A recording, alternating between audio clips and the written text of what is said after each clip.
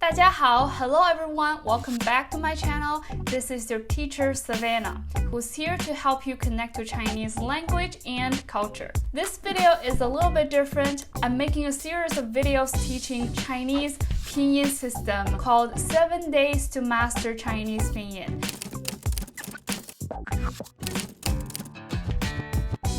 If you are also new in Chinese and don't know where to start, this video will be a perfect fit for you to have a good start in your Chinese learning journey. In the description box, you will find more information about what we will be doing in the next 6 videos. In this video, I'll introduce you the basic knowledge about Pinyin by answering the 10 common questions about Pinyin. After watching this video, you will have a general idea about what Pinyin is and how we can use Pinyin as a tool in Chinese learning. Alright, grab your pen and a notebook, let's jump right into it. Question number 1. What is Pinyin and why we have Pinyin? Pinyin is a system that was constructed in the 1950s by a group of linguists in China that use romanization letters to represent Chinese pronunciation. In Mandarin Chinese, Pinyin literally means to spell sounds. In other words, spelling out Chinese pronunciations using English alphabet. Pinyin is the most common pronunciation system we use in Mandarin Chinese. The major reason we constructed this system is to improve literacy in mainland China as well as help standardize pronunciation of Chinese characters. Since Pinyin system borrows English alphabet to represent Chinese pronunciation, we need to take time to learn how they are pronounced in Pinyin system. Some of them are pretty similar to English, but some of them are pronounced completely different. Question number 2. How do we use Pinyin? So after we master Pinyin system, Pinyin will be a useful tool for you to study the pronunciation of new Chinese characters. When you learn a new word, Pinyin syllable also comes with that word. By reading that syllable, you'll be able to pronounce that new character.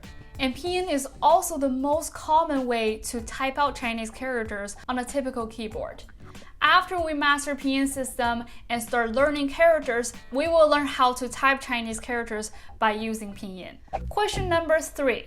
What does one Pinyin syllable consist of? One Chinese Pinyin syllable consists of an initial, a final, and a tone. So this is ba, ba, one Chinese syllable. Ba is the initial. A is the final. On top of A is called tone. That's the first tone. But please note that the tone is not for A, it's for the whole syllable. Next question. What are Chinese tones and how many tones are there? If you have never learned a tonal language, tones can be a new concept for you. Tones can be understood as like intonation in a language. We have an intonation for a question. We raise our pitch at the end of the sentence to form a question. In Chinese, we have the intonation for the whole sentence. We also have a tone for each character. We have 5 tones. Using ba as an example, the first tone, ba, second tone, ba, third tone, ba, fourth tone, ba. Neutral tone doesn't really have a tone mark. It's pronounced as ba. So tones are recognized as the most difficult to learn in Mandarin Chinese. In our next video, I'll teach you the tips and tricks of pronouncing Chinese tones. Next question. How many Pinyin syllables do we have in total? This question sounds like a test, so I will rephrase it. Is there a way to know all the syllables that exist in Mandarin Chinese? The answer is yes. We can simply get a Pinyin table on the internet and use that for practice. We can see the first row that has all the initials and the first column on the left has all the finals listed.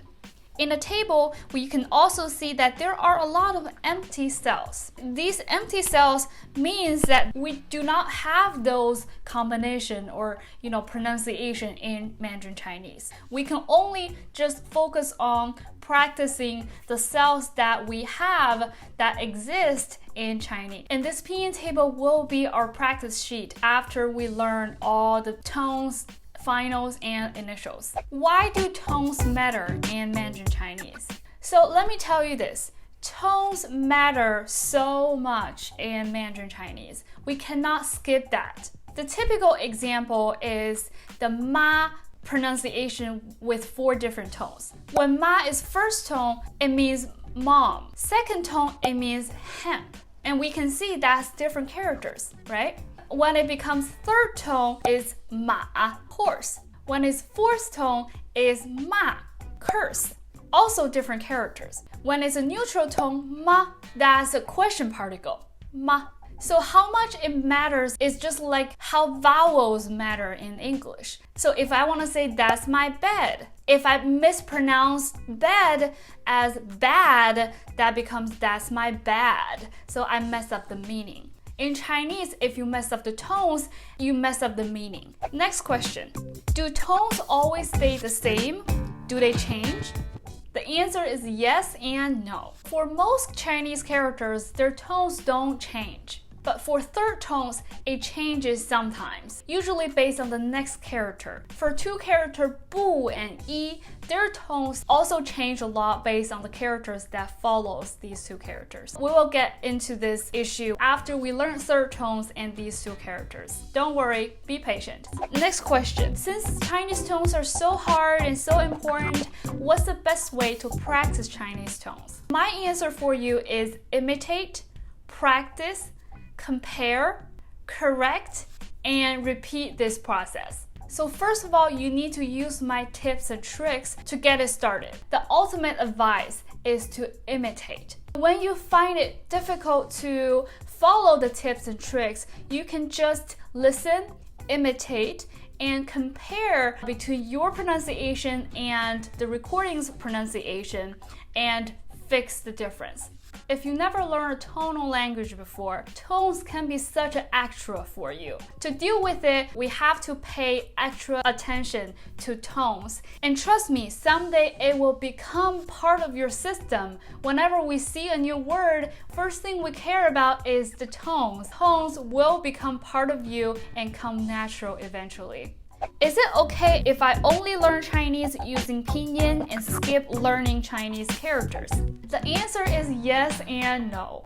So for beginners, I'm not totally against this strategy. If you are new to a language, you basically have 4 skills to work on: listening, speaking, reading, and writing. Because there's so much to take care of, I usually start from listening and speaking. When you feel more comfortable with these 2 skills, we gradually move on to reading and writing characters.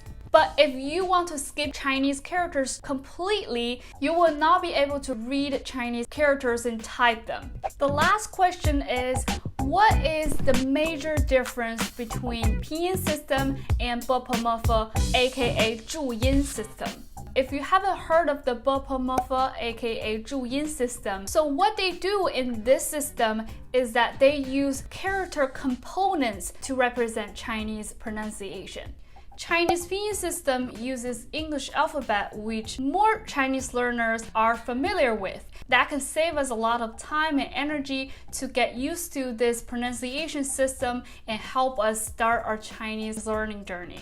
And most learning resources online also use Pinyin system, such as learning language with Netflix. You can get the Pinyin syllables from what the characters say in the TV show. Alright, these are the 10 facts about Pinyin. In our next video, I'll teach you the tips and tricks to pronounce tones in Chinese. If you find this video helpful, please give me a thumb up and be sure to share it with your friends who also want to learn Chinese in 2020. And don't forget to subscribe to my channel. I have 6 more videos teaching Pinyin coming up soon. I'll see you in my next video. 再见!